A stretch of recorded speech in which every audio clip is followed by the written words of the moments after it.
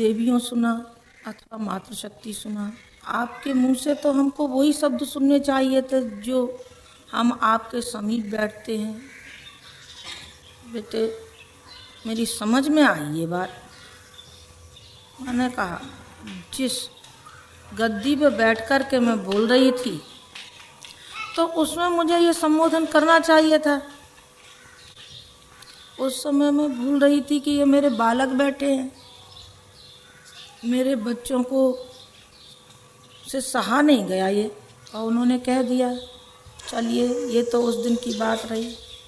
मैं तो ये बात कहना चाहती थी आपसे कि उपासना हमारे जीवन का संबल है, और उपासना हमारा मार्गदर्शन है। उपासना हमको रास्ता बताती है, और उपासना के सहारे हम बड़ी से बड़ी मंजिल को पार कर सकते हैं। तो बेटे, मैं ये बता रही थी कि उपासना हमारे जीवन का आवश्यक अंग समझा जाना चाहिए और जीवन पर्यंत तक। लेकिन इसमें बेटे साधना हमारी वो चीज़ है जैसे जहाज में एक सुई लगी रहती है और वो हमको दिशा बताती रहती है। किसको? जो ड्राइविंग करता है उनको दिशा बताती रहती है कि उत्तर को जाना है अथवा दक्षिण को जाना है, मार्ग बताती रहती है वो सुई। जहाज वालों को दिशा देती रहती है, उपासना हमारे जीवन को दिशा देती है। जैसे ध्रुव तारा होता है, अंधेरी रात होती है और राहगीर बेटे उस ध्रुव तारे के, उस छोटे से ध्रुव तारे का उस सहारा लेकर के, चांद तारों का नहीं, चांद तारे अपनी जगह पर हैं, वो प्रकाश देते हैं, लेकिन वो ध्रुव तारा उस तारे का दिशा लेकर के बेटे राहगीर अपनी मंजिल को पा लेता है। तो जो उपासना है ये ध्रुव तारे के समान है और उस सुई के समान है जो हमारे जीवन की लक्ष्य की ओर ले जाता है। लेकिन हम दिशाहीन होते हैं, हमको दिशा नहीं मालूम है, हम तो जिधर भटका हुआ है तो उधर ही को चले, भेड़ चाल है। अभी मैं देख रही थी कि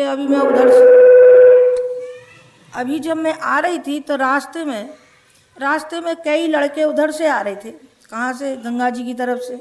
कुछ नहा के आ रहे थे, कुछ गंगा जल लेके आ रहे थे।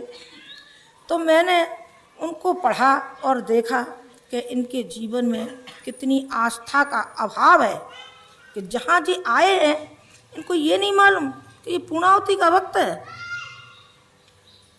कि सेल करने का वक्त है, ये किस वातावरण का वक्त है। गंगा जल आप पीछे भी ला सकते थे, उसी समय आपको गंगा जल रह गया था घर लाने को, उसी समय स्नान करने को रह गया था, भाई क्या वो मत करो, यही समय रह गया था। लेकिन बेटे वो दिशाहीन, मैं दिशाहीन कह रही हूँ, मैं उनकी गलती नहीं बता रही हूँ कि वो गलत है, क्योंकि उनके जीवन में उन्होंने साधना को उसको महत्व नहीं दिया, उपासना को नहीं दिया, आस्था को नहीं दिया। वो तो जिधर को चले तो भेड़ चाल, वो तो चले नहीं बेटे। हमको लक्ष्य तक पहुंचने के लिए उपासना हमारी आवश्यक है। पर मैं तो ये कह रही हूँ बेटे, उपासना से ज़्यादा आपको साधना पर जोर देना पड़ेगा। साधना कैसी? माता जी, उपासना साधना तो एक ही बात होती है। नहीं बेटे, दो होते हैं।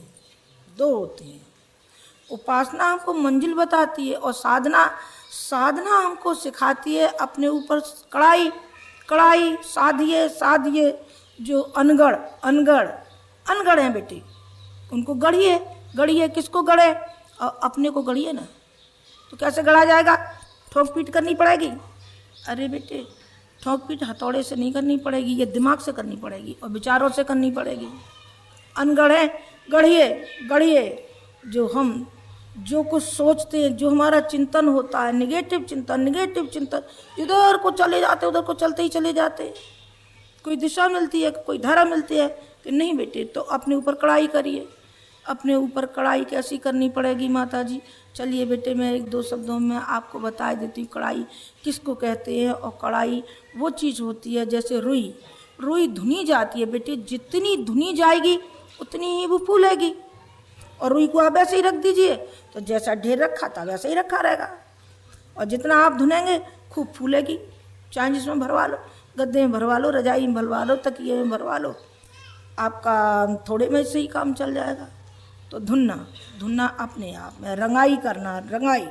और बेटे अपनी पिटाई करना, पिटाई करना माता जी क्या कह रही हैं आप? हाँ बेटे पिटाई करना, और सारी जिंदगी करनी पड़ेगी। आपको इस अनुष्ठान में ही करना पड़ी हो अथवा कर रहे हो और करे ये नहीं, वो तो आपको जीवन पर्यंत तक अपनी धुलाई रंगाई ये करनी पड़ेगी। जैसे जैसे बेटे गुरुजी ने किया अपने साथ में, कैसी कढ़ाई की। बेटे अभी आपको कढ़ाई नहीं मालूम पड़ रही है क्या? जो अभी भी 75 साल की आयु में भी बेटे कितनी कढ़ाई, कितनी कढ़ाई कि आप हैरान हो जाएंगे, हैरान हो जाएंगे।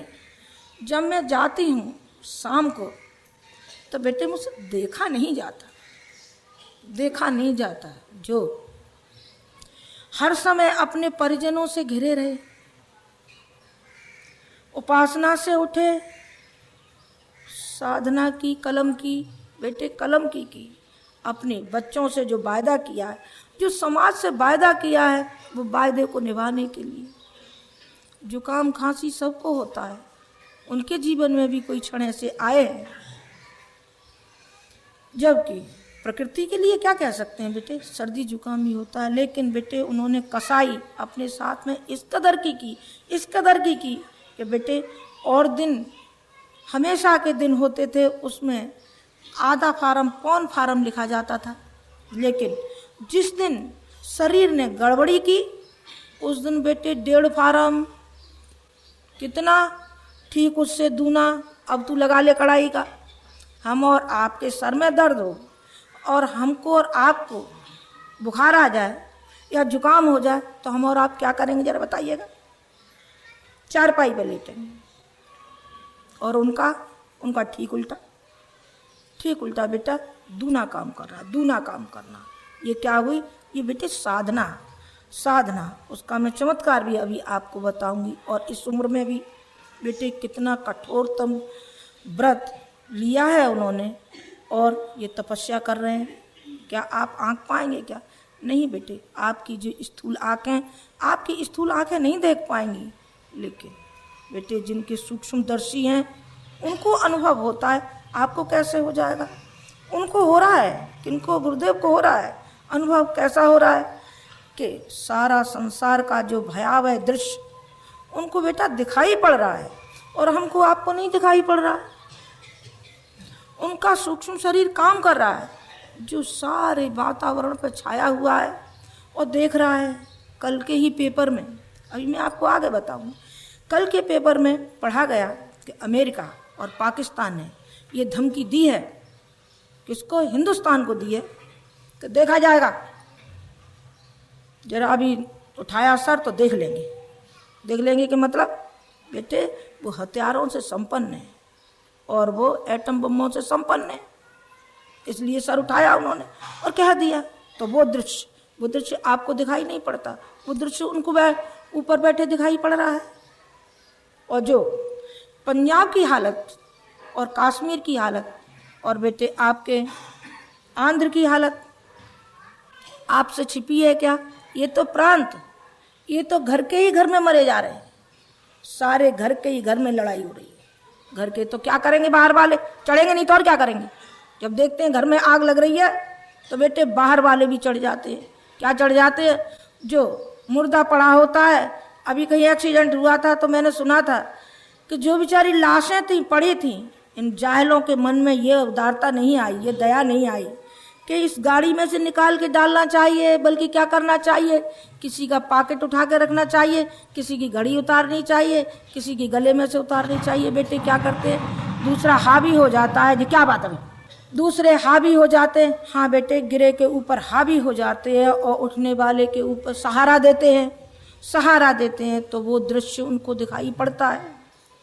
मुझसे बच्चे पूछते रहते हैं कि गुरुदेव ने इतनी कठिन तपस्या करने की क्या आवश्यकता थी? हाँ बेटे, आज का जो वातावरण है उसको देखते हुए उन्होंने आवश्यक समझा कि अपनी शक्ति को संग्रह किया जाना चाहिए। जब तक शक्ति का संग्रह नहीं होगा बेटे तो खर्च कहाँ से करिएगा? पूंजी हाथ में थोड़ी होगी तो बेटे थोड़ी के हिसाब से ही किया जाएगा। बाप कमाता है, माँ खर्च करती है, और बाप जब थोड़ा कमाएगा तो माँ कहाँ से खर्च करेगी बेटे, उसे उसी में से गुजारा करना पड़ेगा। थोड़ा कमाएगा, ज़्यादा कमाएगा तो खुले हाथ से खर्च करेगी। वैसे तो माँ बड़ी चालाक होती है बेटे, पिता से ज़्यादा होशियार होती है, मैंने ऐसा सुना है। क्यों होती है ला, मैं तुम्हें अभी बताती कैसे होती है। पिता कमाता है और बेटे हर महीने गृहिणी के हाथ पर रख देता है, माँ के हाथ पर रख देता है। क्या रख देता है? घर खर्च के लिए 500 रुपये लाया और उसने हाथ में रख दिया।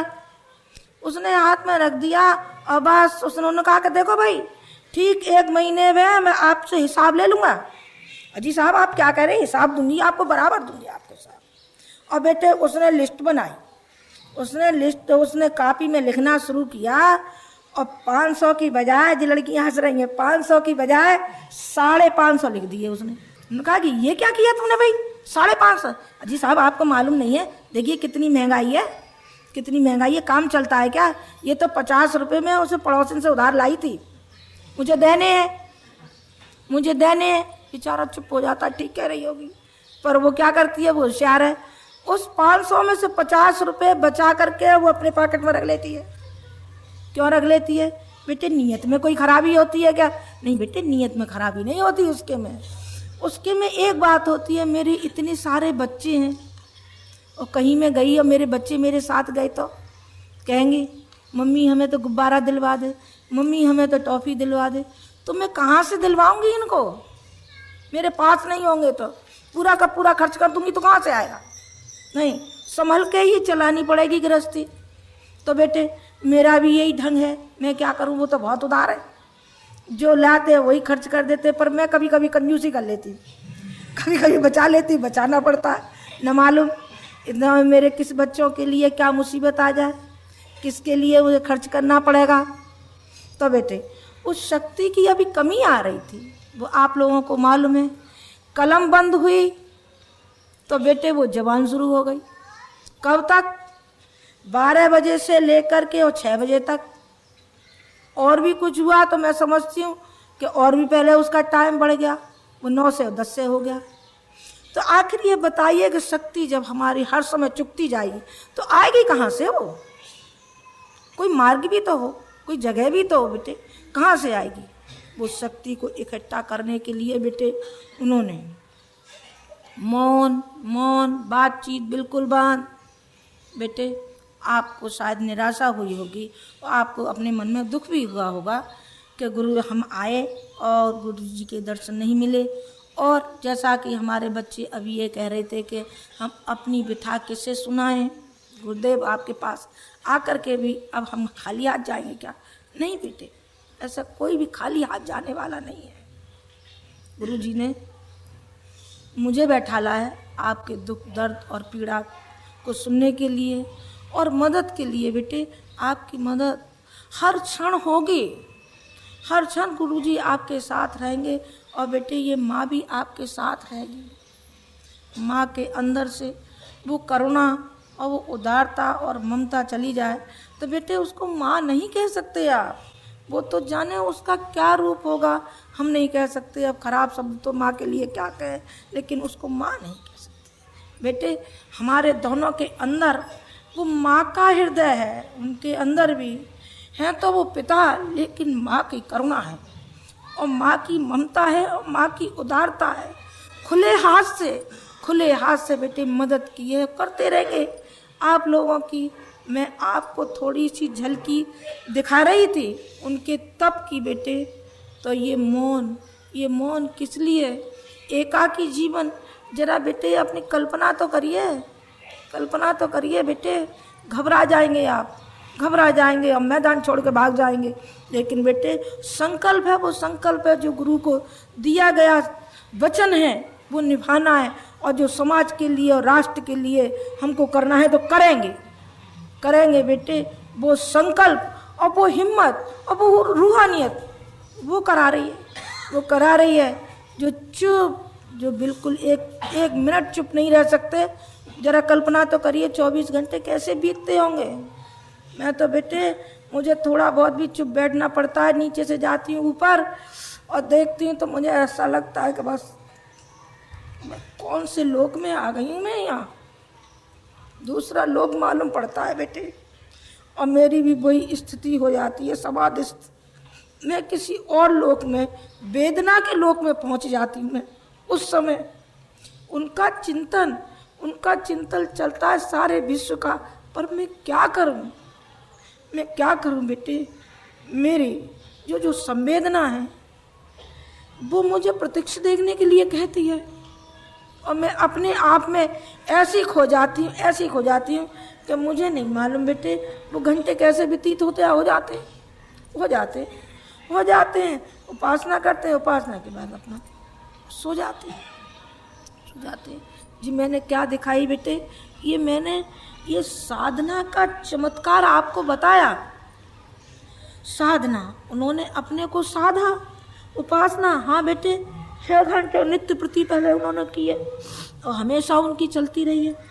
पर उससे ज़्यादा बेटे उन्होंने अपने लिए कड़ाई की है। यही उपासना का रहस्य है बेटे, हमको आगे बढ़ाने का। हम सब कुछ उपासना को ही समझ लेंगे। अरे तो साधेंगे कब? और जब तक साधेंगे नहीं तो आप कोई काम नहीं कर पाएंगे, बिल्कुल नहीं कर पाएंगे। साधना माने अपने को गढ़ना, गढ़ना है अपने को। कैसे गढ़ना है माता जी? ऐसे गढ़ना है, चलिए मैं आपको उदाहरण देती हूँ। देखो बेटे, जब तक भगवान हमारे जीवन में नहीं आता तब तक हम जैसे हैं वैसे ही बने रहते हैं, और जब भगवान का प्रकाश हमारे अंदर आ जाता है तो बेटे हम कुछ और हो जाते हैं। कुछ और कैसे हो जाते हैं? ऐसे हो जाते हैं जैसे सूर हो गए थे। सूर कैसे हो गए थे बेटे? जब तक भगवान नहीं था तो वेश्यागामी थे, एक दिन भी उनका काम नहीं चलता था। जब भगवान उनके अंतःकरण में आ गया तो उन्होंने कहा कि ये गंदी आंखें बहन बेटी को देखने से बाज नहीं आएंगे क्या? आना चाहिए, अभी नहीं आएंगे। उन्होंने कहा हम नहीं आएंगे। सारी जिंदगी जिस रास्ते पर चले हैं वो भटका को रोकिए और नहीं रुकेगा तो बेटे ये सारी जिंदगी तबाह कर देगा। तो बेटे सूर ने क्या किया? अपनी दोनों आंखों को फोड़ दिया। दोनों आंखों को गर्म सलाखों से उन्होंने फोड़ दिया। उन्होंने कहा अब तो मानेंगी बेईमान, अब तक सारी जिंदगी का रस हमारा निचोड़ दिया, अभी भी तुम्हें वो नहीं हुआ, अभी भी संतोष नहीं हुआ और हमारी जिंदगी को तबाह करेंगी। बेटे उन्होंने आंख फोड़ ली। अरे माता जी ये क्या कह रही हैं आप? तो हमको भी फोड़नी पड़ेंगी। बेटे हाड़ मांस की आंखों को फोड़ने के लिए मैं नहीं कह रही हूँ कि आप इन आंखों को फोड़िए, लेकिन अपनी दिशा को पलटिए। अपनी दिशा को पलट दिए। जब नाव जाती है नदी में तो बेटे क्या करती है? किश्ती ने मोड़ा मुख, किनारे बदल गए। बेटे इधर को न जा कर के इधर को जब हम चल दिए तो हमारी सारी दिशा और किनारा बदल जाता है। किनारा किश्ती का मुड़ जाता है बेटे, वही मनुष्य जीवन का है। जब ये सोच लेते हैं कि हमारा नारकीय जीवन अब तक व्यतीत हुआ है, लेकिन अब तो नहीं व्यतीत हो, जबकि हमको सम्मल मिल गया है, किनारा मिल गया है, हमको रास्ता मिल गया है और हमें मार्गदर्शक ऐसा मिल गया है कि जो हमको कहीं से कहीं ले जा करके ऊंचे से ऊंचा हमको भक्त बना सकता है, ऊंचे से ऊंचा हमें समाज सेवी बना सकता है। तो हम इस अपनी स्थिति को क्यों न बदलें? चल बेटा दूसरा मैं सुनाती। दूसरा देख, विवेकानंद था, जब तक गुरु की शक्ति उनके अंदर नहीं आई, गुरु की शक्ति तो थी बेटे, जब तक उन्होंने अपने को नहीं पहचाना, जब तक नहीं पहचाना तब तक गरीब जाने क्या क्या मांगता रहा, नौकरी मांगता रहा और जाने क्या क्या मांगता रहा। बेटे जब उसकी गुरु की शक्ति आई तो सारे देशों में अपने गुरु के काम से घूमते रहे। अमेरिका गए तो एक लड़की उनके पीछे पड़ गई। पीछे तो क्या पड़ गई? पीछे पड़ा जाता है जब कि अपनी कुदृष्टि होती है तब, नहीं तो बेटे पीछे पड़ने वाला इस संसार में है ही नहीं कोई। ये अच्छी बात हमारा पीछा नहीं कर सकती तो बुरी कैसे कर गई हमारे पर? बुरी का असर कैसा हो गया? पर अच्छाइयों का असर देर में होता है और बुराई का असर बहुत जल्दी हो जाता है, उसको बहुत जल्दी ग्रहण कर लेते हैं। बहुत सुगमता है क्या जाने, ऐसा ही कुछ होगा, क्योंकि उसमें कढ़ाई करनी पड़ती, उसमें कढ़ाई नहीं करनी पड़ती।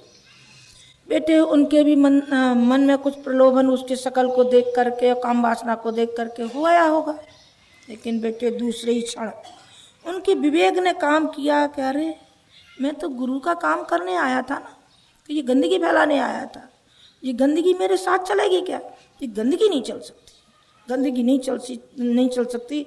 और बेटे वो गर्म तवे पे बैठ गए, जलते हुए तवे पे बैठ गए और उनके चूतड़ बेटे फपोले पड़ गए। उन्होंने कहा ये सजा है, ये सजा है, ये कल्पना आई कैसे ये कल्पना आई है तो उसका परिणाम ही भोगना चाहिए।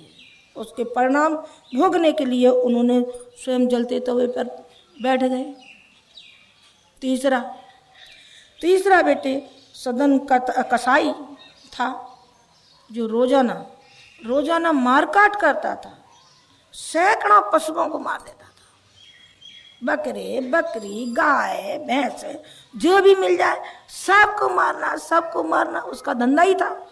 लेकिन बेटे जिस दिन उसके अंदर भगवान आ गया, उन्होंने कहा कि नहीं, अब ये हत्याएं नहीं होंगी, अब ये मेरे बस का नहीं है। क्योंकि बेटे भगवान जब आता है तो संवेदना के रूप में आता है, उदारता के रूप में आता है, और इस खुशहाल संसार को और खुशहाल बनाने के लिए आता है, न कि खुदगर्जी के लिए आता है। पिता ने कहा कि सदन क्या भूख से मारेगा क्या हमको? तो क्यों पिताजी? उन्होंने कहा कि रोज तू मांस खिलाता था और आज तू मांस नहीं खिलाएगा तो हम जिंदा कैसे रहेंगे?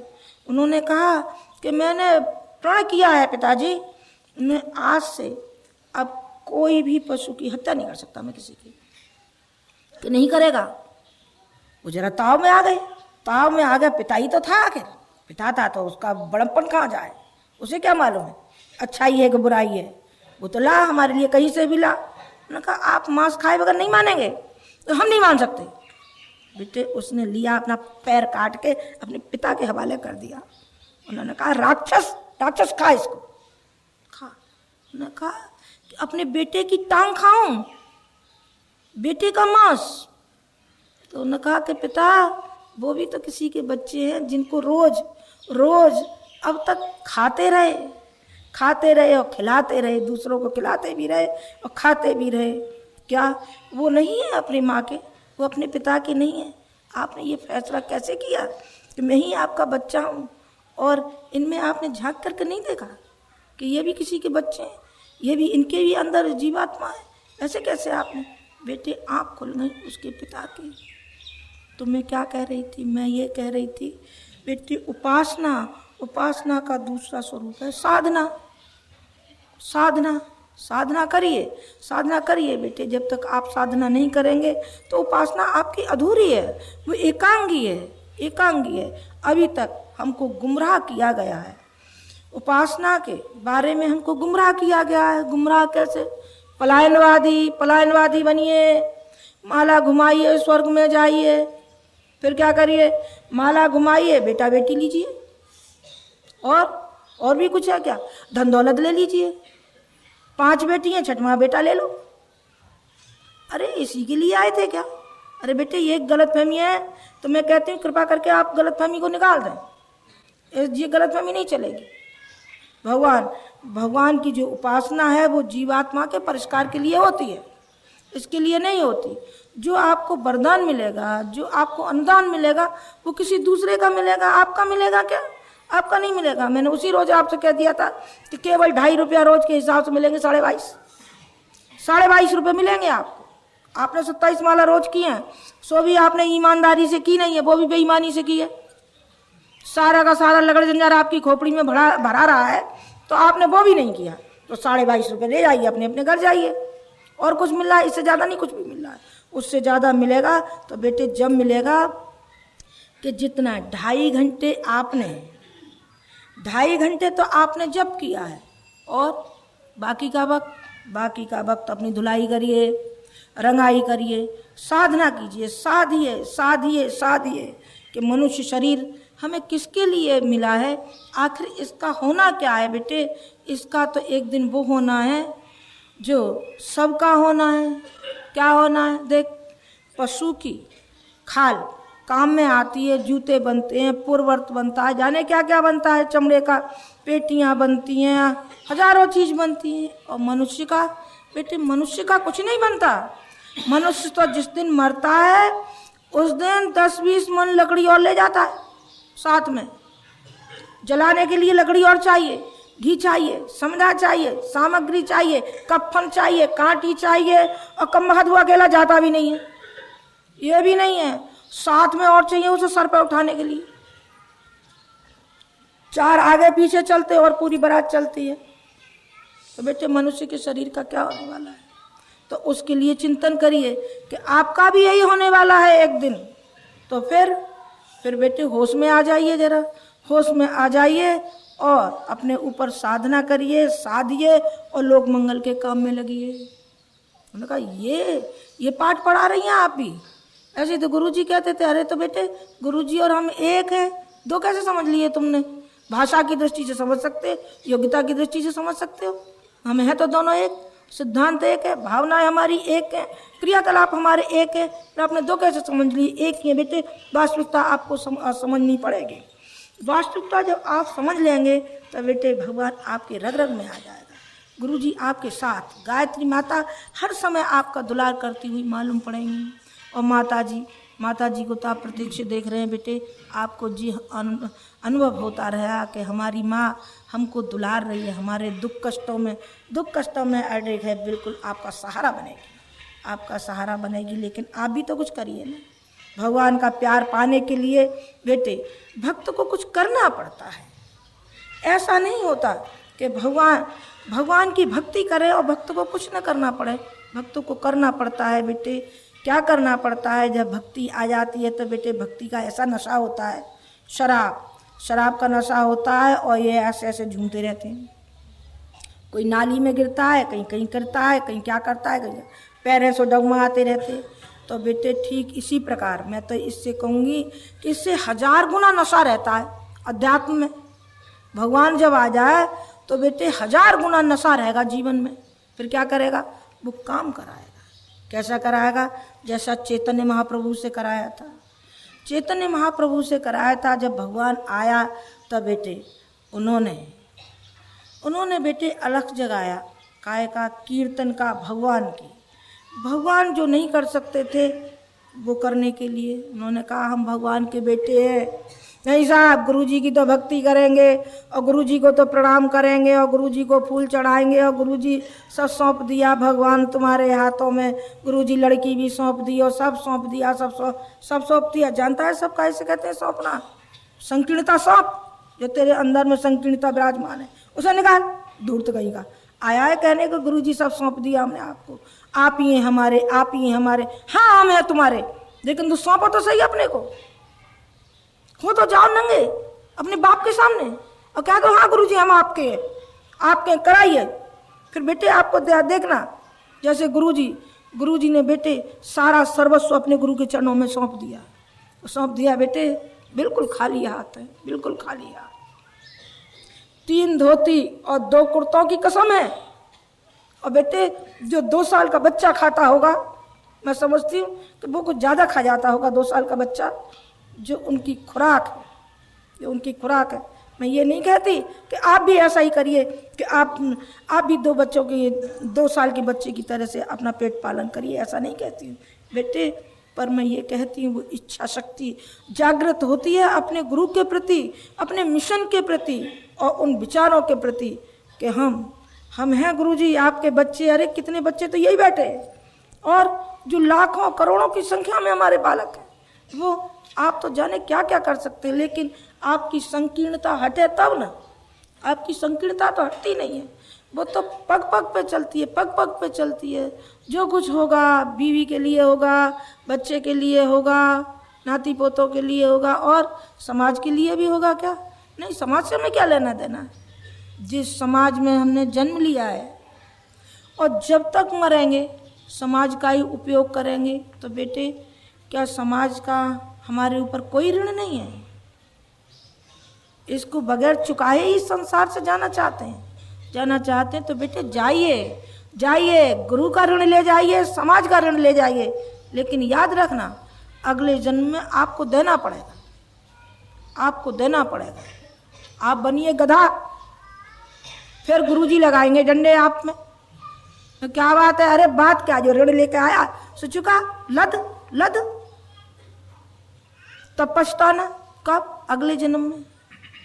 बेटे अगले जन्म की अपेक्षा तो इसी जन्म को आप सार्थक कर लें तो क्या हर्ज की बात है।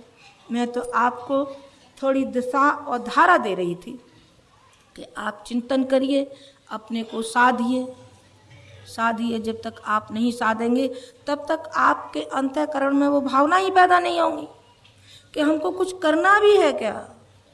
हमें क्या, हम अपने घर में चैन से हैं, दूसरे के घर में आग लग रही तो लगने दो, दूसरों की बहन बेटियों की इज्जत लुट रही है तो लुटने दो, हमारी की थोड़ी लुट रही है। नहीं बेटे, फिर आप तहस में आ ही जाएंगे। उन्होंने कहा दूसरे की बेटी है तो हमारी भी तो बेटी है, दूसरे की बहू है वो हमारी बहन और बेटी होती है, ऐसे कैसे हो सकता है, दहेज कैसे ले सकते हैं, देखा जाएगा। न हम किसी के यहाँ जाएंगे और न जाने देंगे, और ऐसी क्या बात है कि जरा सी गुंडे और हमारे ऊपर हावी हो जाते हैं, कैसे हो जाएंगे, हम इतने हैं, देखे कैसे हो सकता है। बेटे हमारा मनोबल साथ नहीं देता तो हम डर के मारे जहाँ एक दी क्या, बस प्राण निकल गए उसके, क्यों निकल गए, उसके मनोबल ने साथ नहीं दिया। और मनोबल साथ दे जाए तो बेटे फिर तो दयानंद की तरह से हो जाएंगे। दयानंद की तरह से कैसे हो जाएंगे, दयानंद एक बार गए और राजा था एक वेश्या थी, तो दयानंद से नहीं रहा गया। दयानंद बोले कि क्यों रे कुत्ते, इस कुतिया के पीछे लगा फिरता।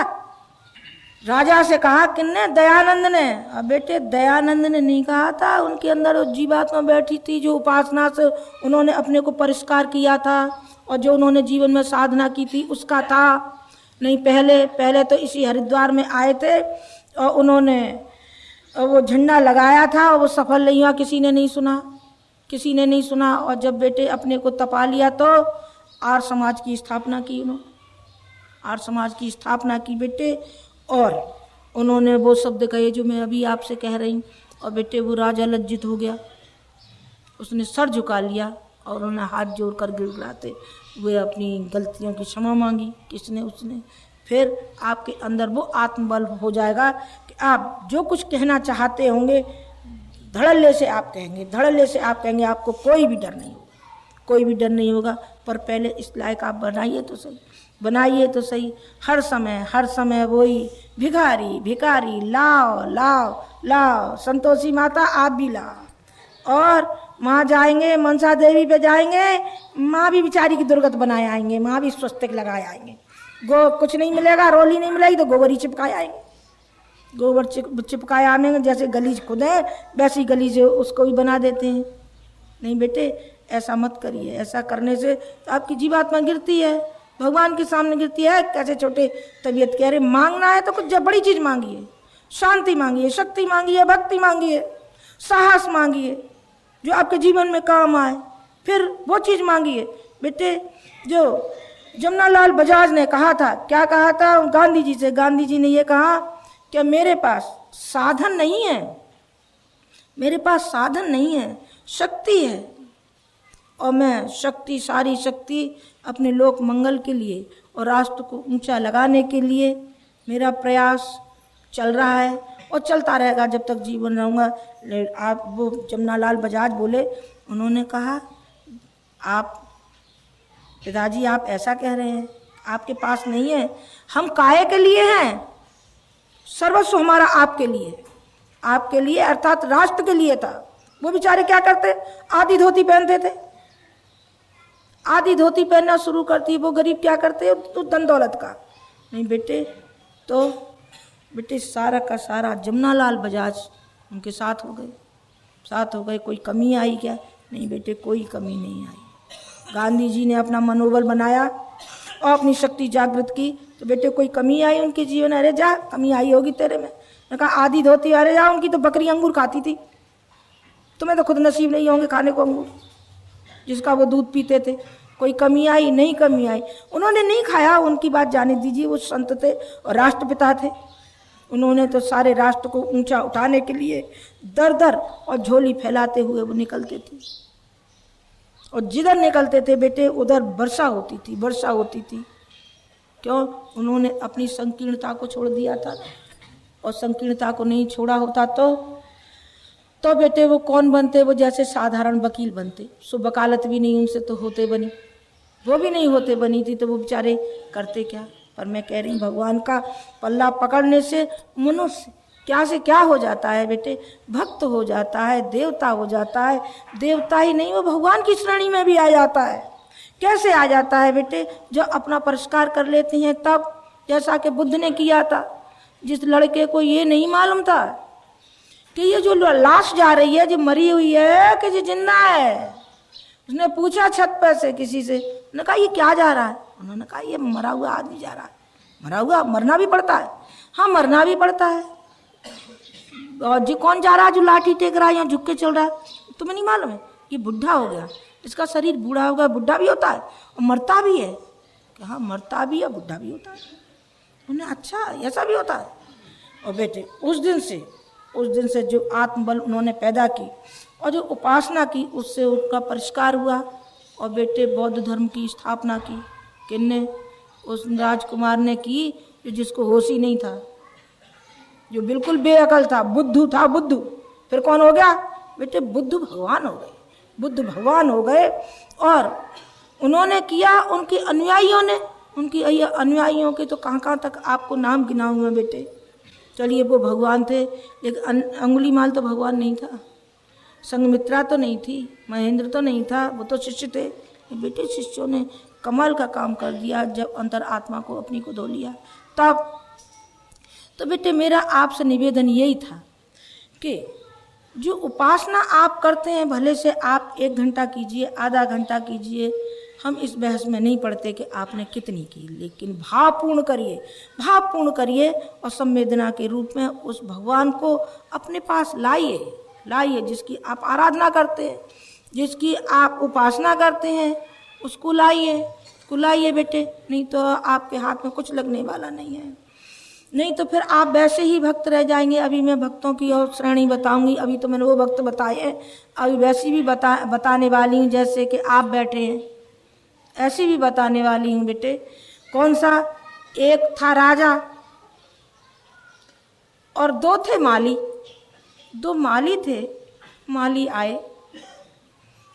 आए तो उन्होंने कहा कि ये ऐसा मालूम पड़ता है कि इनके पास कुछ है नहीं और ये गिड़गिड़ा रहे। उन्होंने कहा बेटे यूँ मत गिड़गिड़ाओ, चलो मैं तुमको एक बगीचा देता हूँ। और उस बगीचे के 2 हिस्से कर दिए राजा ने। उन्होंने कहा कि देखो भाई, ये तेरा है और ये तेरा है।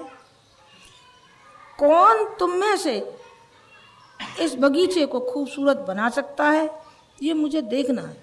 पैदावार की दृष्टि से, खाद पानी की दृष्टि से मैं देखता हूँ कि आप किस तरीके से इसको कामयाब बना सकते हैं।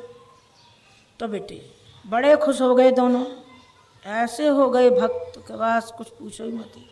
जैसे कई बार मेरे पास आते और रोते ही चले आते और जब मैं उनको झांक के देखती हूँ उनकी अंतरात्मा में, तो लगता है ये तो छूंछ हैं बिल्कुल खाली। भावनाओं की दृष्टि से ढोल के आंसू हैं, तो ढोल के आंसू से बह रहे हैं जे, और भावनाओं की दृष्टि से है जो जड़ है, इनके ऊपर कोई असर नहीं है। न गुरुजी का असर है, न गुरुजी की भावनाओं का है, न गुरुजी की क्रियाकलाप का है, न गुरुजी के सिद्धांतों का कोई असर नहीं है इनके ऊपर।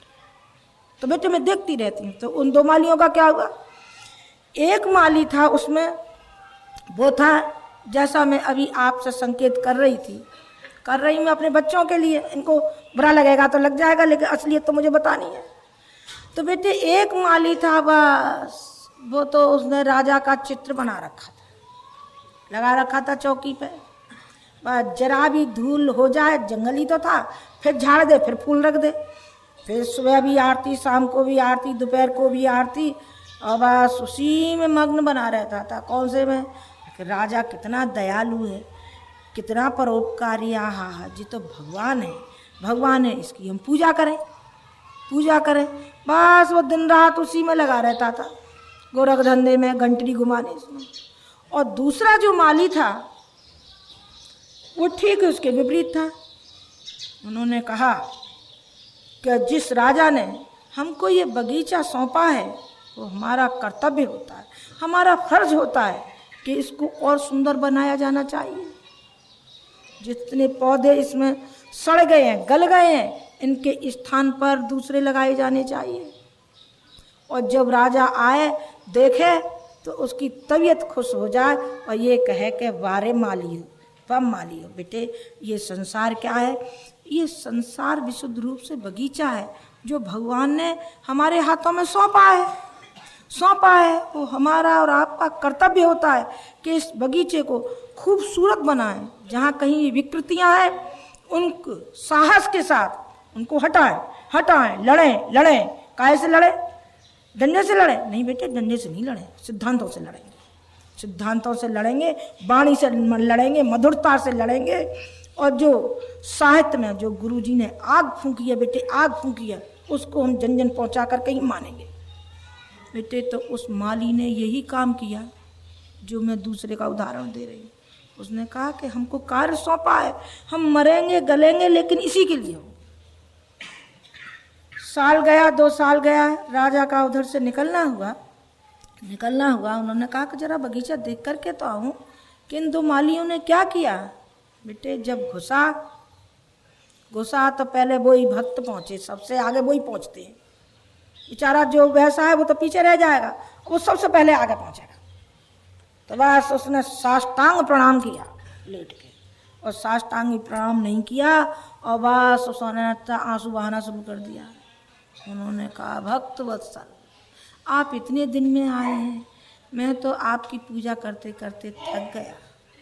और देखिए जी आपका चित्र रखा है और मैं भी सूख के कांटा होता जा रहा हूँ, क्योंकि मैं आपकी भक्ति करता रहता था। मैं तो भक्त हूँ। भक्त है तू, भक्त है। उन्होंने जब निगाह उठा कर देखा तो सारा बगीचा उजड़ा हुआ पड़ा था। तो उसके प्रति उनको इतनी गुस्सा आई उस राजा को। उसने कहा तो कुछ नहीं, पर वो तिलमिला गया कि मैंने इतना सुंदर बगीचा इस जाहिल के हाथ में सौंपा था। इस जाहिल ने जो चौपट कर दिया, इसके लिए सौंपा था बेटे। अब वो दूसरे माली के पास पहुंचा। कहा जरा इसने तो जो किया है वो तो मैंने देख लिया, पर अब दूसरे माली के पास जाता हूँ, जरा उसका तो देखूं, कहीं ऐसा वो भी ऐसा ही भक्त तो नहीं है। तो मैंने किनके हाथों में सौंप दिया? बेकार निर्जीवों के हाथ में, मुर्दों के हाथ में सौंप दिया, जिसके अंदर कोई शक्ति नहीं है, जीवन नहीं है बेटे। जब वो दूसरी जगह गया, राजा जहाँ पहुँचा तो वो तो पहचान भी नहीं पाया। राजा को नहीं पहचान पाया। थोड़ी देर उसने देखा, उसको समझ में आया, अरे ये तो राजा हो सकते हैं, आइए। तो उन्होंने कहा कि क्यों भाई तुमने क्या किया? उन्होंने कहा देखिए मैंने तो अपने फर्ज और कर्तव्य में कोई कमी नहीं छोड़ी है, पर आप इंक्वायरी करिए, आप देखिए कहीं ऐसा तो नहीं है कि मेरी साधना में कोई कमी तो नहीं रह गई। कोई कमी रह गई हो तो आप मुझे बताइए, अब की बार मैं अपनी भूल को सुधार लूँगा। मेरी जो कमी होगी, मेरी जो भूल होगी जाने और अनजाने में, अगले बार मैं सुधार के आपको बता दूंगा। कृपा करके आप ये बताइए कि इस आपके बगीचे में कोई कमी है क्या? बेटे जितना बगीचा उसके हाथ में दिया था वो 100 गुना जा कर के फल फूल रहा था, 100 गुना फल फूल रहा था। तो उन्होंने ये कहा कि बेटी ये काय के पेड़ हैं? उन्होंने कहा कि ये आमों के पेड़ हैं। तो तुझे मालूम है ये काय के हैं? तूने चखा है कोई आम? कौन सा मीठा है, कौन सा खट्टा है? उन्होंने कहा मेरा तो केवल कर्तव्य था और फर्ज था, वो मैंने निभाया। आपने ये कहा होता कि तू चख लेना तो मैं चख लेता, आप देंगे तो मैं खा लूँगा। मैंने नहीं, तेरे ऊपर से गिरा वो भी नहीं खाया। नहीं, मैं दूसरे के हक को मैं क्यों खाऊंगा? कहा नहीं मैंने नहीं खाया, इसमें जो कमी हो वो आप बताइए। तो बेटे मैंने आपको दोनों ही परिभाषा समझा दी। कौन सी? एक तो भक्त की, दोनों ही भक्त थे। लेकिन बेटे श्रेष्ठ कौन सा भक्त था? श्रेष्ठ था वो जिसने उस बगीचे को संभाला, कौन से बगीचे को बेटे? संसार रूपी बगीचा। वो तो मैं उदाहरण दे रही हूँ। आपके लिए कैसा बड़ा उद्यान है जो गुरुजी ने आपको सौंपा है। आपके हाथ में तो बेटे पका पकाया माल है। आपको पकाना पड़ रहा है क्या? और भक्तों को पकाना पड़ा था, और शिष्यों को पकाना पड़ा था। रामकृष्ण परमहंस जब चले गए बेटे, उसके बाद विवेकानंद और अन्य हो गए और उन्होंने फैलाया। कब? जब वो मर गए तब। उन्होंने कोई साहित्य लिखा था क्या? उन्होंने कोई समाज सेवा की थी क्या? नहीं बेटे, हमें नहीं मालूम क्या किया था। हमें तो पीछे का मालूम है, आगे का तो कुछ मालूम नहीं। आगे का तो वो केवल भक्ति में रहते थे, शक्ति देते थे बस, और कुछ काम किया था नहीं बेटे। बाहर शक्तिपीठों से लेके कितना स्वरूप उन्होंने खड़ा किया है आप नहीं जानते। ब्रह्मवर्चस्व से लेके और गायत्री तपोभूमि से लेके और शांति कुंज से लेकर के, और किसी ने नहीं किया बेटे, गुरुजी ने किया है। हर समय ज्वाला की तरह से धधकते रहते हैं। तो बेटे आप उनकी आग में शामिल हुए कि नहीं हुए मुझे नहीं मालूम, लेकिन बेटे मैं तो हो गई। मुझे तो ऐसा अनुभव होता है बेटे कि वो चिंगारी अब मेरे अंदर भी सुलगने लगी है। क्यों सुलगने लगी है बेटे? इसका भी कारण है। इसका कारण वो है जो कहते रहते हैं, क्या कहते रहते हैं, हम तो समर्पण हैं, समर्पित हैं गुरुजी आपके लिए। हट, ऐसे ही समर्पित होते हैं क्या बेटे? जो समर्पित होता है वो चैन से नहीं रहता है। मैंने 8 जनवरी को, मैं कहना नहीं चाहती पर मुंह पे आ गई है तो मैं कह ही देती हूँ बेटे। 8 जनवरी को जब मैंने खून देखा तो मैंने कसम खा ली। मैंने कहा ये कदम आगे उठेगा, पीछे नहीं हटेगा। हर समय उनके कदम से कदम मिल करके चला है, और अब पूरे उत्साह और साहस से चलेगा। कोई डिगाने वाला इस पृथ्वी पे पैदा नहीं हुआ है अभी, और न है और न होगा। वो बेटे आत्मबल समर्पित हैं, समर्पित पत्नी है इसके नाते भी, और समर्पित हैं बेटे मिशन के लिए। कहा गुरुजी के लिए। हाँ बेटे, गुरुजी के लिए तो मैं समर्पित हुई हूँ, उनके लिए तो मेरा नतमस्तक है ही है, पर बेटे उनके क्रियाकलापों के लिए मैं उनसे भी ज्यादा हूँ। उन्होंने प्रथम दिन ही मुझसे ये कहा था कि देखो तुम भावुक बहुत हो, जो दृश्य तुमने देखा है कभी तुमने जाना भी नहीं। एक कुत्ता मर गया था, यहाँ मैं जा रही थी तो रिक्शा रुकवा करके और दूसरे की झोपड़ी में से स्वयं पानी लाए थे। मुझे उसे देख करके चक्कर आ गया था। किसको? घायल कुत्ते को देख करके आ गया था। और बेटे जो भेड़िया, और मैं क्या कहूँ बेटे, बहेलिया कह सकती हूँ, जो मेरे कृष्ण पर आक्रमण किया और जो मैंने अपनी आंखों से देखा, मैंने कहा मैं वचनबद्ध हूँ आपके लिए और आपके मिशन के लिए। वो मेरा है क्योंकि मैं माँ हूँ, इन बच्चों की माँ हूँ।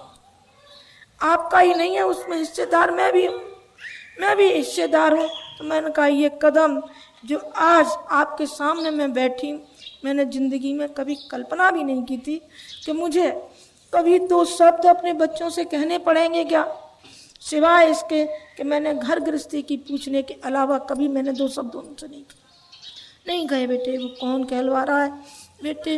वो शक्ति कहलवा रही है। कौन सी? समर्पण की कहलवा रही है, समर्पित की कहलवा रही है, और वही करा रही है बेटे। समर्पित काय से कहते हैं वो मैंने आपको थोड़ी सी झलकी आपको दिखाई और मैंने अपने शब्दों में बताया। मैं इसका अपना अहंकार नहीं बता रही हूँ, ये नहीं आपसे कहना चाहती कि मेरे अलावा कोई नहीं। बेटे आप भी हो सकते हैं, क्यों नहीं होंगे, पर होंगे तब जब अंतरात्मा से आप पुकारेंगे तब, और अपनी क्षुद्रता को छोड़ेंगे तब। कैसी क्षुद्रता बेटे? फिर आप मालिक हो जाएंगे। हाँ बेटे, इस संसार के मालिक हो जाएंगे, और भक्त जो होता है वो मालिक हो जाता है काय का? भगवान की पूंजी का, और भगवान का मालिक हो जाता है। कैसे हो जाता है मालिक? ऐसे हो जाता है बेटे, जब पत्नी घर में आती है, ब्याह करके आती है, न करे भगवान दूसरे ही दिन उसका पति चल बसे तो बेटे जो भी उसकी संपत्ति है उसकी मालिक हो जाती है पत्नी। क्यों, ऐसा क्यों होता है? अरे बेटे इसलिए होता है कि जिस दिन से, जब से भामर उसकी पड़ी और पति के घर में गई, बेटा सर्वस्व पति के चरणों पर अर्पण कर दिया उसने, सारा का सारा छोड़ आई। जो कल छोकरी उठाने से नहीं उठती थी, माँ जगाती थी, तभी वो जगती नहीं थी, काम नहीं करती थी और हटबाजी करती थी, और दूसरे ही दिन क्या हो गया जी? अरे बेटे कुछ का मारा कुछ हो गया, बदल गए, किनारे बदल गए, उसने मुंह मोड़ लिया ना उसने पिछले जीवन से अगला जीवन शुरू। उन्होंने कहा कि पीछा तो हम छोड़े आए, माँ का जीवन छोड़े आए, अब किसका आ गया बेटे? अब आ गया अपने दाम्पत्य जीवन का और पति का। तो बेटे मालिक हो गई, हाँ हो गई। आप किसी के मालिक हो जाएंगे क्या? आप नहीं हो सकते। पत्नी हो जाएगी। क्यों हो जाएगी? कि उसने समर्पण किया है, इसलिए हो जाएगी। आप भगवान के उत्तराधिकारी बन जाएंगे क्या? नहीं बेटे, आप में शक है मुझे बन जाएंगे। क्यों? कि आपके अंदर वो चालाकियाँ भरी हुई हैं कि जो भगवान के भक्त के अंदर नहीं होनी चाहिए। कौन कौन सी चालाकी? 5 पैसे की माला, भगवान बिल्कुल खुश हो जाएंगे और जो मांगेंगे सो दे जाएंगे। 5 पैसे में 5 वरदान तो ले ही लेंगे, इससे कम तो लेके ही नहीं हटेंगे। बेटे से लेके बेटी तक और ब्याह से लेके मुकदमे तक 5 वरदान से कम नहीं लेंगे। तो बेटे ये जो चालाकी हमारे अंदर भरी हुई है, क्या हमको भक्त कहलाने लायक छोड़ेगी क्या? हम भक्त नहीं कहला सकते। और जब तक हम भक्त नहीं कहला सकते, भक्त हैं नहीं, कहलाएंगे कि नहीं कहलाएंगे हमारी जीवात्मा तो जानेगी। आपने गले में तो मुंह डाल के देखें कि हम आखिर हैं क्या, आखिर हैं क्या। तो जब तक हम अपने को परख नहीं पाएंगे, अपने को समर्पित नहीं कर पाएंगे, तब तक भगवान हमारे पास आएगा कैसे? और भगवान नहीं आएगा तो उसकी संपत्ति के मालिक कैसे हो जाएंगे? फिर आप नहीं हो सकते, बिल्कुल नहीं हो सकते। बेटे वेश्या में पत्नी में फर्क होता है। वेश्या मनोरंजन कर सकती है, अधिकारिणी नहीं हो सकती। और पत्नी पूरे की अधिकारी होती है, जो पत्नी है। इसलिए मैं आपसे, मेरा निवेदन यही था कि बेटे अपने स्वरूप को समझिए, अपने स्वरूप को समझिए, और स्वरूप को समझ करके आप उस शक्ति को पैदा करिए, आराधना करिए। आराधना कौन सी? बेटे भगवान के समीप, भगवान के समीप, भगवान का प्यार। और भगवान का प्यार कब मिलेगा? बेटे भगवान का काम करेंगे तब। भगवान का काम भी करना पड़ता है। अरे बेटे मैंने बताया था ना, नाम से ज़्यादा काम करना होता है भक्त को। कैसा करना पड़ता है? जैसा कि बेटे ग्वाल वालों ने किया था। कृष्ण उठा रहे थे गोवर्धन पर्वत को। उन्होंने कहा कि हमारा भगवान पर्वत उठा रहा है और हम ऐसे ही देखते रहेंगे क्या? नहीं, ऐसे नहीं देख सकते, हम लाठी उठा करके चलेंगे। उनकी लाठी से उठ गया कि नहीं उठ गया? अरे बेटे उठा के नहीं उठा, रहने, वो तो भगवान का काम था, वो तो कर लेते, वो हो ही गया था। लेकिन श्रेय उनको लेना था। उनकी भावनाओं ने कहा कि हम चलते हैं भगवान के आगे आगे हम चलेंगे। हम कहेंगे भगवान हम आपके हैं, आपके कार्य के लिए आपका गोवर्धन पर्वत हम उठाएंगे। और बेटे उठाया उन्होंने, लाठी लगाई। और बताऊं भक्तों का, बेटे शंकराचार्य थे और जब उनके अंदर भगवान आया तो बेटे शंकर की बेटे उन्होंने अलग जगाया, सारे संसार में घूमे। और कहते हैं उनको 16 वर्ष की आयु में भगंदर का फोड़ा हो गया था और 32 साल की उम्र में उनका देहावसान हो गया। बेटे भगंदर का फोड़ा लिए फिरे। कौन फिरा रहा था? उनकी शक्ति बेटे, उनका भगवान, उनकी रूहानियत। हम और आप होते तो बस अरे मरे गए चले गए, अरे मौत आवेगी जब तो आवेगी, उससे पहले ही मर रहा है तू तो। मौत आवेगी 6 महीने पीछे और तू मर रहा है आज, क्योंकि तेरे दिमाग पर वो बीमारी हावी है ना। तो तू तो आज नहीं मरेगा, कल नहीं मरेगा जरूर, निश्चित मरेगा, देख लेना। क्यों मरेगा? कि सारे दिन बीमारी जो होती है सवार। और बेटे जब कार होता है तब बीमारी एक तरफ रख लिया है, बीमारी क्या करेगी। और बता दूं बेटे, देख उसकी माँ भी बाधक थी, जैसे संभव है आपकी माँ भी हो, आपकी बीवी भी बाधक हो सकती है, पर सबसे ज़्यादा आप बाधक हो सकते हैं। बीवी आपकी नहीं हो सकती, माँ आपकी नहीं हो सकती। अपनी संकीर्णता ही मनुष्य की होती है जो हमें आगे चलने से रोकती है। कौन रोकता है? माँ ने कहा कि मैं तो अपने बेटे की शादी करूँ, शादी?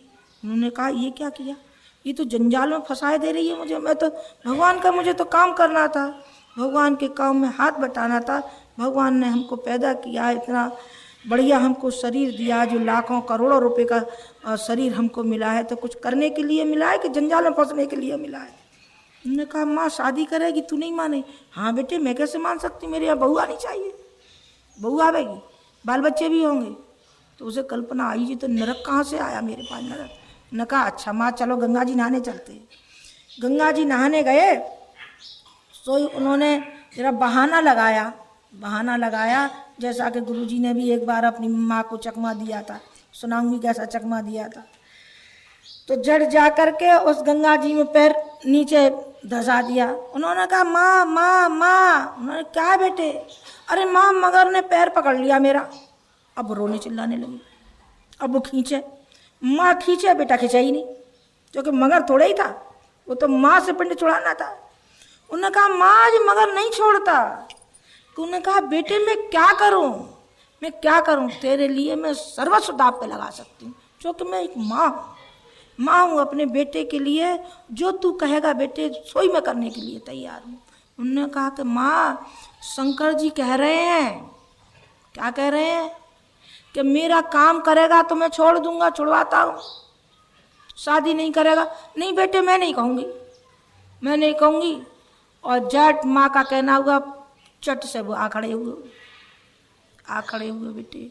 जो प्रलोभन हमको गिराते हैं बेटे, प्रलोभन का एक तो लात मार देते हैं तो कोई नहीं फटकता, फिर हमारी दिशा बिल्कुल साफ हो जाती है।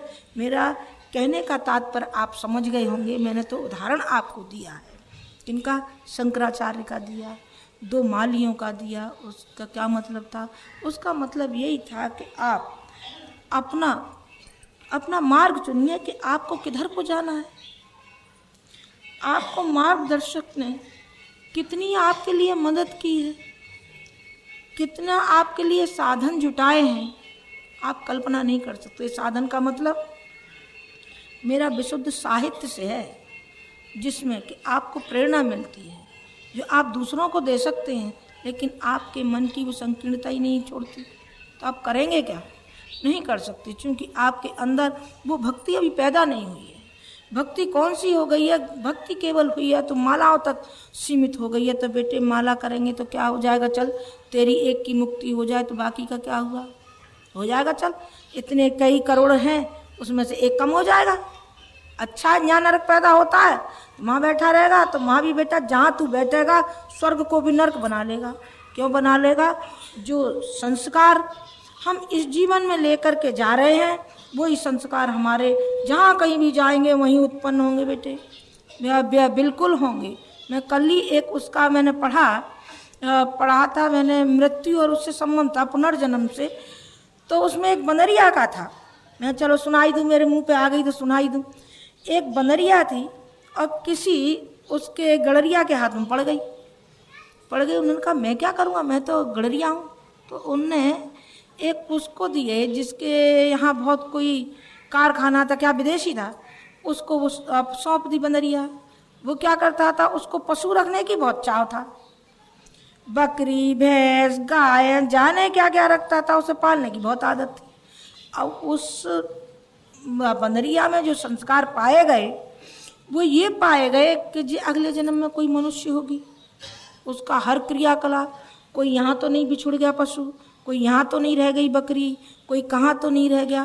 बेटे थोड़े दिन बाद उसने क्या किया कि जो गड़रिया उसके यहाँ रहता था पशुओं के लिए चराने के लिए, तो उन्होंने कहा थोड़े दिन इसकी छिट्टी कर दो। देखे इस बंदरिया का, बंदरिया का उन्होंने कहा कि जी गड़रिया एक तरफ और जी बंदरिया एक तरफ। जी बंदरिया ने तो ऐसा कर दिखाया कि कोई बकरी का बच्चा इधर उधर रह गया और ढूंढने निकली और फिर उस बकरी के बच्चे को ले आई और चारा जितनी देर उनको खिलाना था उतनी देर खिलाया और सबको वापस लेकर के आई। बेटे संस्कार ये होते हैं, जैसे हमारे इस जन्म में संस्कार है तो हमारे अगले जन्म में जाएंगे। बिल्कुल जाएंगे। इस जन्म में आप अपना परिष्कार कर पाएंगे तो अगले जन्म में भी जहाँ कहीं भी आप जाएंगे, किसी भी योनि में जाएंगे, वहाँ भी आप परिष्कृत हो करके जाएंगे। अभी मैं कह रही थी कि मैं बताऊंगी कौन सा बताऊंगी उदाहरण, वो बताऊंगी कि गुरुजी ने भी एक बार अपनी माँ को चकमा दिया था। कौन सा दिया था बेटे? रूहानियत से है ये, और संकल्प बल से है कि हमको काम करना है। हमको काम करना है तो हम परिवार की नहीं सुनेंगे, माँ की भी एक दफ़े को बात नहीं सुनेंगे, पिता की भी नहीं सुनेंगे। जैसा कि ध्रुव ने, प्रहलाद ने भी अपने पिता को ठुकरा दिया था। उन्होंने कहा कि पिता हमको गलत बात बताएगा तो हम ऐसे पिता को भी छोड़ देंगे और माँ को भी छोड़ देंगे बेटे। तो क्या हुआ था कि छोटी उम्र थी तो कांग्रेस आंदोलन में उनको भाग लेना था, तो भाग तो ले रहे थे बहुत दिन से, लेकिन उस दिन था उनका जाने का ही था कि आज तो किसी भी हालत में हमको यहाँ से जाना है, घर के जंजाल से, नहीं ये घर वाले हमें कुछ करने नहीं देंगे। तो बेटे उन्होंने बहाना बनाया, बहाना का कोठरी बंद कर दिया घर वालों ने, जी ऐसे नहीं मानेगा, इसी में बंद कर दो, इसी में खाना दो, इसी में जो कुछ है सो इसी में कराओ, इसको टट्टी पेशाब इसी में जाएगा। तो कहा जी अच्छी मुसीबत आई। तो उन्होंने क्या काम किया, एक लोटा लिया हाथ में, अंडरवियर पहना और बनियान पहने हुए थे और जनेऊ कान पर चढ़ाया। अब बोले माँ, ताई कहते थे अपनी माँ से, माता जी थी तो हम सभी ताई कहते थे, ताई सारा गांव और सब ताई कहते थे, बड़ी थी सारे गांव में। बोले ताई यहाँ क्या है? अरे किवाड़ खोल, बके मत ही, चुपचाप इसी में बैठा रहे। उन्होंने कहा देखो मुझे टट्टी जाना है तो घर में जाऊंगा क्या? बात समझ में आ गई, हाँ ठीक बात है, टट्टी जा रहा है तो जाने दो। उन्होंने कपड़े लत्ते सब छुपा के रख दिए थे, जूते चप्पल सब। मैंने कहा अच्छा देखा जाए।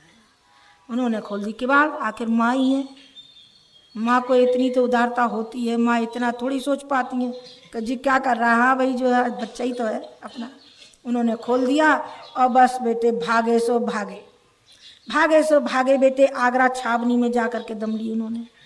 आंवल खेड़े से आगरा बेटे रात में चले, रात में नंगे पाँव, न कांटों की खबर है और न शेर चीते की खबर है, और जंगल से अब तो माँ आबादी भी हो गई, सड़क भी पक्की हो रही है। पहले जंगल ही जंगल था, चारों शेर घर को, लेकिन बेटे परवाह नहीं की उन्होंने, परवाह नहीं की, और जहाँ कांग्रेस की छावनी थी वहाँ जा कर के रहे। तो मैं ये क्या कह रही हूँ बेटे, वो आपको भी करना पड़ सकता है, लक्ष्य के लिए, उद्देश्य के लिए आपको माँ की भी बात को ठुकराना पड़ेगा, बीवी की बात को भी ठुकराना पड़ेगा, और सारे रिश्तेदारों की ठुकराना पड़ेगा। काय के लिए? लक्ष्य के लिए, लक्ष्य के लिए बेटे। हमारी उपासना और साधना, आराधना हमारी लक्ष्य विहीन नहीं, उद्देश्यपूर्ण होना चाहिए। उद्देश्यपूर्ण होगी तो बेटे चमत्कार उत्पन्न होगा आपके जीवन में। आपके जीवन में वो चमत्कार पैदा होंगे जो बेटे गुरु जी के जीवन में हुए हैं। अभी आपने चमत्कार नहीं देखा क्या? अरे अभी भी नहीं देख रहे, तुम्हारी आंखें बंद हैं इसलिए नहीं देख पा रहे बेटे। बिल्कुल शक्ति मिलेगी आपके साथ, तो शक्ति जुड़ रही है ना, गुरु की शक्ति जुड़ रही है, गायत्री माता की शक्ति जुड़ रही है। आप तो बड़े भाग्यशाली हैं, आपके साथ तो चार हैं। चार कौन कौन है? देखो, दादा गुरु 1, गुरु जी 2, गायत्री माता 3 और माता जी 4। अरे आपको तो 4 गुनी शक्ति है आपके पीछे। फिर अरे अब आ गया, तुम अभी नहीं समझे, अभी गर्त में, अभी कीचड़ में रहोगे क्या? 4 गुनी शक्ति को ठुकराते रहोगे क्या? माँ की आवाज को अनसुना करोगे क्या? कान को बहरा करोगे क्या बेटे? तो फिर मैं समझूंगी आप बहरे हैं, फिर मेरे बेटे नहीं है। आपने मेरी बात को नहीं सुना, आपने मेरी बात को नहीं समझा, तो फिर मैं बेटे कैसे मान लूँ आपको? चलो मैं मान भी लूंगी कि मेरे बेटे हैं, लेकिन आपने तो फर्ज और कर्तव्य को नहीं समझाना। आपने फर्ज और कर्तव्य को नहीं समझा तो जो देना होगा वो देंगे तो सही है आपको, क्योंकि आप हमारे बेटे हैं। लेकिन आपने तो नहीं सोचा कि हमारा क्या कर्तव्य माँ के प्रति, और क्या कर्तव्य हमारे गुरु के प्रति, और क्या फर्ज है हमारा मिशन के प्रति। गुरु के पाँव नहीं दबाने बेटे, गुरु जी के लिए कुछ नहीं देना है। गुरु जी के अभी खूब हट्टे कट्टे हाथ पाँव मौजूद हैं। और माता जी के लिए साड़ी लानी है क्या? नहीं बेटे, उनके लिए भी नहीं लानी है। हर महीने 500 रुपये आ जाता है, हर महीने आ जाता है, उसी 500 में से गुजारा कर लेते हैं। हमारा तो मुट्ठी भर का पेट है, दिखते हैं मोटे तगड़े, खाते नहीं है इतना, दिखता है तुम्हें, दिखता है तो हमारी रूहानियत है उतनी। बेटे हमारे ऊपर पर्याप्त है, हमारे पास जो हम खा भी लेते हैं और खिला भी देते हैं। हमें अपने लिए चाहिए कि नहीं बेटे नहीं चाहिए, लेकिन आपका कर्तव्य है, जिस मिशन से आप जुड़े हैं और जिस गुरु से आप जुड़े हैं, आपको नहीं समझ आता कितना बड़ा मिशन है बेटे, कितना कैसा पेट है इसका, हाथी का भर जाता पर इसका नहीं भरता बेटा। जो आता है सो झुकता ही चलता है, जो आता है सो झुकता ही चलता है। अभी देख 20 हाथी गए हैं यहाँ से, 20, कितनी भूख है उनकी, जहाँ कहीं बैठ जाए बेटे उनके 1000-2000 के बिना तो पेट ही नहीं भरता। किनका? उन हाथियों का। और हाथी जाने वाले हैं, ये तो मैं गाड़ियों की बात बता रही हूँ आपको। और जो हमारे कार्यकर्ता रहते हैं उनका निर्वाह बिजली पानी का, और जो इतनी मशीनरियाँ लगी हैं उनका, अरे तो बेटे पसीना आ जाएगा, पसीना आ जाएगा, खर्चा नहीं है, आपको नहीं दिखाई पड़ता? हाँ माता जी दिखाई तो पड़ता, पर आप करें क्या, सर कुछ लाएंगे? आपके मन में आता है क्या, कभी सोचा है क्या, आपने कल्पना की है क्या? बेटे ये कौन करा रहा है? सब शक्ति करा रही है और कराती रहेगी। आपके न करे भी काम चलेगा, आप न करेंगे तो आप अलग होकर के देख लीजिए कि हम आपसे हटते हैं माता जी, और फिर हम देखते हैं आपका मिशन, तो फिर तू देख ले, देख मिशन तो कितनी गति से बढ़ रहा है बेटे जी। इंसान का नहीं है, ये भगवान का है, और भगवान का कार्य है वो कभी अधूरा नहीं रहता, कभी अधूरा नहीं रहता बेटे, वो बढ़ता रहेगा। हम तो आपकी नीयत की परीक्षा कर रहे थे, हमें क्या चाहिए? तुम्हारे न देने से भी काम चलेगा और चलते रहे हैं बेटे, और आगे भी भविष्य में भी चलते रहेंगे। पर मैं तो आपको एक चित्रण करा रही थी कि आप घर में रह रहे हैं लेकिन आप बेखबर हैं, आप बेखबर हैं कि यहाँ हमारी माँ भी रहती है क्या घर में, यहाँ हमारा पिता भी रहता है क्या घर में, यहाँ हमारे भाई भी रहते हैं क्या इस घर में, यहाँ हमारी बहन भी रहती है क्या इस घर में, क्या कोई आवश्यकता भी है क्या? वो आप बिल्कुल बेखबर हैं। घर में भी रहते हैं लेकिन घर से बेखबर भी है। बेखबर क्यों है? आपने जो पट्टी जो बांध रखी है आंखों पे, इसलिए है। संवेदना है ही नहीं, संवेदना हो तो आपको अनुभव हो, और जो संवेदना है ही नहीं तो अनुभव कहाँ से होगा? वो नहीं होगा। और संवेदना होगी तो आपको हर पल आपको अपना लक्ष्य याद रहेगा, लक्ष्य याद रहेगा बेटे। फिर आप घर में भी आप तपोवन बना करके रहेंगे, जैसे कि गुरुजी रहे हैं बेटे, गृहस्थी रहे हैं, गृहस्थ रहे हैं, बच्चे भी रहे हैं, ब्याह शादी हुई है, और बेटे सारे फर्ज और कर्तव्य भी निभाए हैं। फर्ज कर्तव्य निभाते हुए भी बेटे वो एक योगी की तरह से और तपस्वी की तरह से रहे हैं सारे जीवन। नहीं साहब हमारी तो पत्नी बाधक है, हमारा तो बच्चा बात, चल लगे मत, पत्नी और बच्चा लेता है, वही गरीब मिल जाते हैं, पत्नी बच्चे सोनी का बहाना बनाता रहता है। गुरुजी के क्यों नहीं मिले बेटे? आपको अरे साहब आपका रहता, हाँ ठीक है, गुरुजी यही कहते थे कि साहब मेरे साथ में मुझसे माता जी कहते हैं, किस मायने माता जी मैं उनकी? नहीं बेटे पत्नी हूँ मैं तो उनकी, माता जी कैसे? लेकिन किसी मायने में हूँ, किसी मायने में हूँ। किस मायने में हूँ बेटे? मैं उदारता के रूप में हूँ और पीठ को थपथपाने के रूप में हूँ। इस रूप में हूँ कि कदम गया खींचा नहीं, आगे बढ़ाया, आगे खुद भी बढ़े बेटे।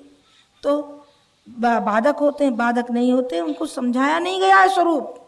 आपने पत्नी को भोग्या के रूप में उपयोग किया है, कहीं देवी के रूप में और संवेदना के रूप में आपने उपयोग किया होता तो बेटे आपके साथ सहोदर भाई की तरह से होती, आपके मित्र की तरीके से होती, तो आप जिधर चलाते जिधर चलती। बेटे मुझे तो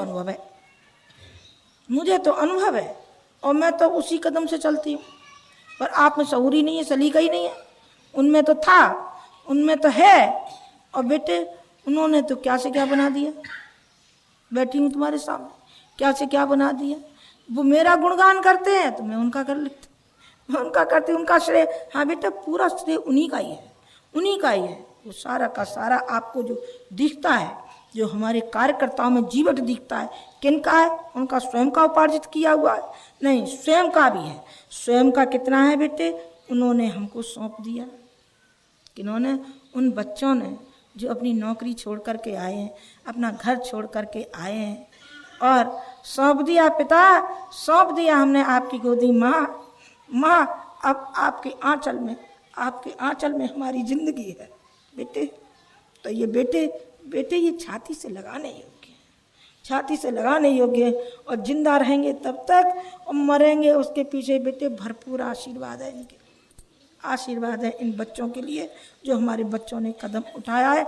नसीहत सीखिए, नसीहत सीखिए बेटे, गुरुजी से सीखिए, गुरुजी से सीखिए, बच्चों से सीखिए, यहाँ के क्रियाकलाप से सीखिए, तो आपकी आंखें खुल जाएंगी, आंखें खुल जाएंगी। भगवान करे जो आशीर्वाद मैं अभी अपनी बच्चों के उनके लिए कह रही थी, वही आशीर्वाद जो कि तो आपके लिए है, आपके लिए कंजूसी नहीं है बेटे, आपके लिए जो तो मेरे निकट है, जो तो मेरे निकट हैं, आप दूर हैं, आपके लिए तो और भी ज़्यादा है, आपके लिए तो और भी ज़्यादा है बेटे।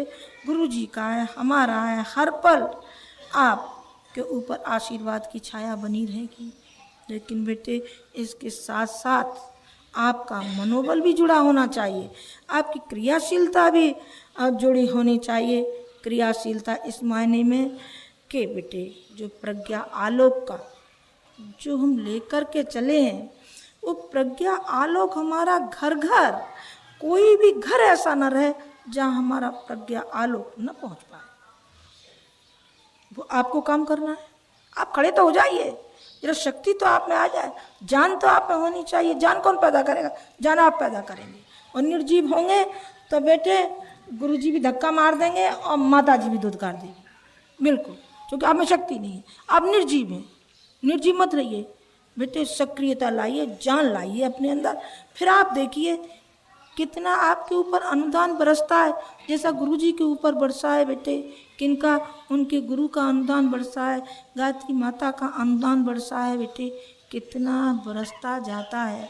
पर बेटे वो बीज की तरह से गलते ही जाते हैं, गलते ही जाते हैं, तब ये बरस रहा है, फोकट में नहीं है, फोकट में कोई चीज़ नहीं होती बेटे। इसलिए मेरी आपसे प्रार्थना है, आपसे निवेदन है कि बेटे आप अपनी संकीर्णता को हटा दें और उदारता को जिंदा रखिए, सक्रियता को जिंदा रखिए, आप श्रद्धा को जिंदा रखिए। श्रद्धा अभी अपूर्ण है, पूर्ण नहीं है तो सही, लेकिन वो अपूर्ण है। पूर्णता की ओर मैंने आपको बताया, जो मैंने इसमें उदाहरण दिए वो पूर्णता की ओर जाने को है। पूर्णता की ओर चलिए, साधना कीजिए, आराधना कीजिए बेटे, फिर पाइए भगवान का प्यार, भगवान का प्यार पाइए बेटे। हर समय आपको लगेगा कि भगवान की कितनी बड़ी दया और कितना प्यार हमारे ऊपर बरस रहा है, कितना बरस रहा है कि उसको हम संभाल नहीं पा रहे हैं, उसको हम संभाल नहीं पा रहे हैं बेटे। सही रूप में यही होता है और यही होता रहा है नरसिंह मेहता के जीवन में भी। संभाला, हाँ बेटा, उसने समर्पण किया तो फिर दे नरसिंह मेहता कहाँ से कहाँ पहुँच गया। तो वो मैं आपको बता रही हूँ, अब मैं ज़्यादा नहीं खींचूंगी, चौके 9 बजने 1.5 घंटे से भी ज़्यादा हो गया।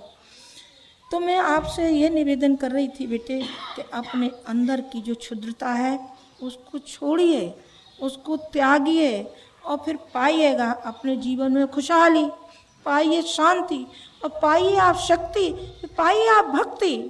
फिर देखिए आपके जीवन में वो शांति की दौलत और वो शक्ति की दौलत आती है कि नहीं आती है। आप अभी पाने के लिए आए, पैसा पाने के लिए आए ना, बच्चा पाने के लिए आए ना, लड़का पाने के लिए आए ना, बीवी को पाने के लिए आए ना। अरे बेटे जी एक और रह जाएगा और वो आपको मिलेगा, वो आपको करोड़ों रुपए की संपत्ति मिलेगी जिसको आपको संभाल नहीं सकेंगे। वो जीवात्मा का उत्थान आपको मिलेगा बेटे, विकास आपको मिलेगा, जिसके सहारे आप चलेंगे और दूसरों का मार्गदर्शन कर पाएंगे, दूसरों को प्रकाश दे पाएंगे बेटे। तो मैंने ये कहा कि गुरुजी के अंदर एक अग्नि जलती रहती है, उस अग्नि में मैं शामिल हो गई और मेरे बच्चे शामिल ना हो तो बेटे वो धिक्कार है उन बच्चों के लिए, धिक्कार उड़ती उन बच्चों के लिए। और मैं भी उसमें ये शामिल हूँ। मैं अपने बच्चों को नहीं समझा सकी, मैं उनसे नहीं कह सकी बेटे तुम्हारे अंदर जो पिता के अंदर जो अग्नि जल रही है, एक छोटी सी चिंगारी आप भी ले जाइए बेटे, इसको लेकर के जाना आप और अपने को बदल के जाना। जो आपकी विचारधारा और जो आपका दृष्टिकोण है इसको बदलो, तोड़ो फोड़ो, इसको हटा फिर नए होकर के जाइए और परिवर्तन लेके जाइए और हर्ष और उल्लास लेकर के जाइए और बेटे पिता का और माँ का आशीर्वाद लेकर के जाइए। इन शब्दों के साथ मैं अपनी बात ख़त्म करती हूँ। ओम शांति।